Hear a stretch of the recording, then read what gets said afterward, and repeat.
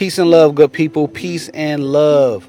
Welcome back to another piece of chart art. All right, now we are looking at the diamond top on the daily time frame.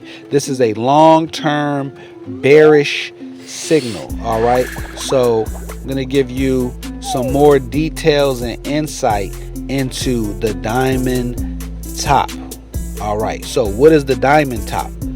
The diamond patterns usually form over several months in very active markets. Volume remains high during the formation of this pattern. The diamond top indicates a reversal to a downtrend. The diamond top pattern occurs because prices create higher highs and lower lows in a broadening pattern. Then the trading range gradually narrows after the highs peak and the lows start trending upward. The technical event occurs when prices break downward out of the diamond formation. Okay, they saying that Webull is saying that they coined the term technical event. I don't know. I think OV is the first person I ever heard say that. Trading considerations. The duration of the pattern. How long is this pattern taken to form? The shorter the pattern, the sooner the price move. If you are considering a short-term trading opportunity, look for a pattern with a short duration. If you are considering a longer-term trading opportunity, look for a pattern with a longer duration. I feel like that's obvious. All right, the target price, inbound trend.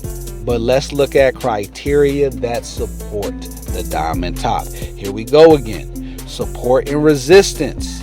Moving averages. I hope y'all are picking up what I'm putting down here. I really hope y'all are picking up what I'm putting down. Support and resistance. Support can be found at the turning point of the lows and resistance at the top peak of the diamond. Moving averages. Watch for the 200-day moving average to flatten out. Then watch for the 50-day moving average to cross below the 200-day moving average. This should signal the breakout. Again, that 200-day moving average to be flat. We want a flat 200 period moving average. Then we want the 50-day moving average to cross below the 200-day moving average. This should signal the breakout to the downside. Okay? The breakout to the downside. Criteria that refute. No volume. So we need volume. If we don't see any volume, no go, no deal. A lack of volume throughout the pattern is an indication that this pattern is unreliable. Okay? And a short inbound trend. An inbound trend that is significantly shorter than the pattern duration is an indication that this pattern should be considered less reliable. All right? The diamond top. Okay, the diamond top is going to lead us to a breakout to the downside. So you don't want to necessarily get caught up trading inside the diamond top. You can, depending on the range. If we got a great range, a wide range, then go ahead, scalp, take your profits, trade, do your intraday trading. But we really want that breakout to the downside.